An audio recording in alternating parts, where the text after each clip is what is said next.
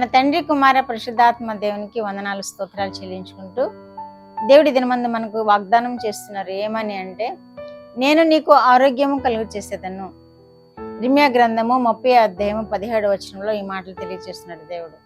నేను మీకు ఆరోగ్యము కలుగు చేసేదను అని దేవుడు వాగ్దానం ఇస్తున్నాడు అంటే అది తప్పకుండా నెరవేరుతుంది మన ఎడల.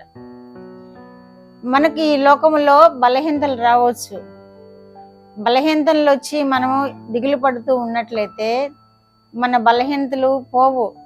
మన తండ్రి అయిన దేవుడు మనకి వాగ్దానం చేస్తున్నాడు. తండ్రి కంటే నేను మిన్నగా ప్రేమిస్తానన్న దేవుడు కదా.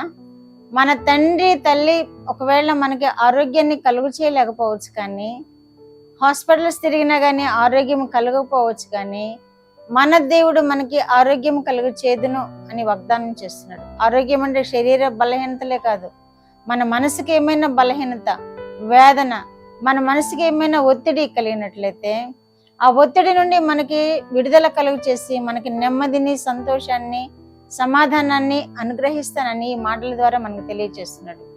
నేను నీకు ఆరోగ్యము కలుగు చేసేదను అంటే అన్ని విషయాల్లో, శరీర విషయాల్లో బలహీనత వచ్చిందా ఆయన దేవుడు తప్పకుండా మనకి స్వస్థత ఇస్తాడు. మరి ఒక చోట నిన్ను స్వస్థపరచువాడని నేనే అని తెలియజేస్తున్నాడు కదా. అలాగే ఇక్కడ నీకు ఆరోగ్యము కలుగు చేసేవాడని నేనే అని తెలియజేస్తున్నాడు కదా. మనకి శరీర బలహీనతలతో పాటు మన ఆత్మీయ సంబంధమైన బలహీనతలు ఏమైనా మనల్ని వెంటాడుతూ ఉన్నట్లయితే దేవుని పాదాల యొద్ద పెట్టినప్పుడు వాటిని సమస్తము దేవుడు ఆరోగ్యకరంగా చేస్తాడు, సమృద్ధికరంగా చేస్తాడు, ఆశీర్వాదకరంగా మన జీవితాలని నడిపిస్తాడు దేవుడు. ఆయన వైపు చూద్దాము. ఆయన ఇచ్చిన వాగ్దానాన్ని మనం స్వతంత్రించుకోవాలంటే దాన్ని నమ్మాలి. వాగ్దానం ఇచ్చిన దేవుడు నమ్మదగిన వాడు అని మరి ఒక చోట రాయబడిన విధముగా దేవుని నమ్మాలి. వాగ్దానం ఇచ్చే దేవా నాకు ఈరోజు ఈ సహాయం చేయనైనా అని ప్రార్థన చేసుకోవాలి.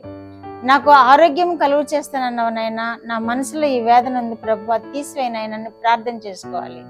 నా శరీరంలో ఈ బలహీనత ఉంది నాయనా తీసివే ప్రభువా అని ప్రార్థన చేసుకున్నప్పుడు ఆరోగ్యం ఇస్తాడు, ఆత్మీయ బలహీనతల నుండి విడిపిస్తాడు, శరీర బలహీనతల నుండి విడిపిస్తాడు, ప్రతి విధమైన ఆశీర్వాదాలతో దేవుడు మనల్ని నింపుతాడు. ఇర్మీయా గ్రంథంలో 30:17 ఈ మాటలు రాయబడి ఉన్నవి. కనుక మనము దేవుడు ఇచ్చిన వాగ్దానాలను సంతంత్రించుకోవాలి అంటే దేవుని నమ్మాలి, దేవుని మాటలను మనం విశ్వసించాలి, హృదయంలో దేవుణ్ణి భద్రం చేసుకోవాలి, మన హృదయంలో ఆయన మాటలను భద్రం చేసుకోవాలి. ఆయన మీద ఆధారపడినప్పుడు ప్రతి వాగ్దానము మన ఎడల నెరవేరుస్తాడు దేవుడు. ప్రతి కోరికను ఆయన సఫలం చేస్తానని వాగ్దానం చేసి, నీ కోరికను సిద్ధింపచేవాడు నేనే అని వాగ్దానం చేసిన దేవుడు నీకు ఏ సహాయం కావాలో, నీకు ఏ బలహీనతలు తీర్చబడాలో, ఏ మానసిక ఒత్తిడి నుండి నువ్వు విడుదల పొందాలో, ఏ కోరిక సిద్ధింపచేయాలో వాటన్నిటినీ మన దేవుడు నెరవేర్చే దేవుడు కనుక ఆయన ఇచ్చే సహాయం పొందుకుందాము, ఆయన ఇచ్చే ఆరోగ్యమును పొందుకుందాము, ఆయన ఇచ్చే శక్తిని మనం పొందుకుందాము, ఆత్మీయ బలంతో నింపబడి ఆయనను సేవిద్దాము. సదాకాలము ఆయన బిడలగా మనల్ని జీవింపచేసుకుంటాడు. దేవుడు ఇక్కడ తెలియజేస్తున్నాడు, నీకు ఆరోగ్యము కలుగు చేసేదను, నీ గాయములను మాన్పెదను అంటున్నాడు. నీ గాయములను మాన్పెదను అంటే శరీరానికి పడిన గాయములైనా, హృదయానికి పడిన గాయములైనా ఆయన మాన్పడానికి సిద్ధంగా ఉన్నాడు దేవుడు.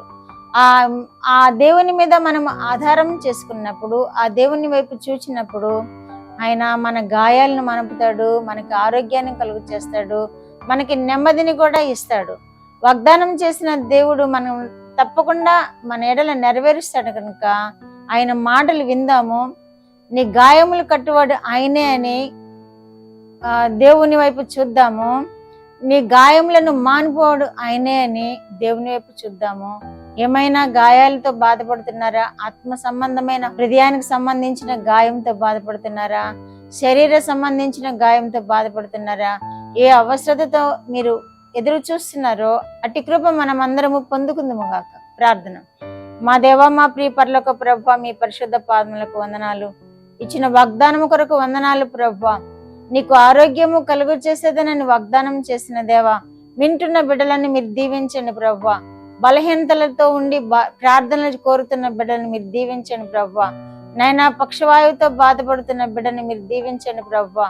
మీరు లేపండి ప్రభా, ఆరోగ్యం దయచేయండి ప్రభా. ఇంకా మానసిక ఒత్తిడితో ఎవరైనా బాధపడుతున్నట్లయితే వారికి కూడా మానసిక ఒత్తిడిని తీసివేసి ఆరోగ్యం దయచేయండి ప్రభా. చిన్న బిడ్డలను, వృద్ధులను, యవనస్తులను మీరు దీవించండి ప్రభా. ప్రతి వారిని మా ప్రభా మీరు ఆయురారోగ్యములతో కాపాడండి. మీ మహిమ కొరకు వారిని జీవింప చేసుకునండి.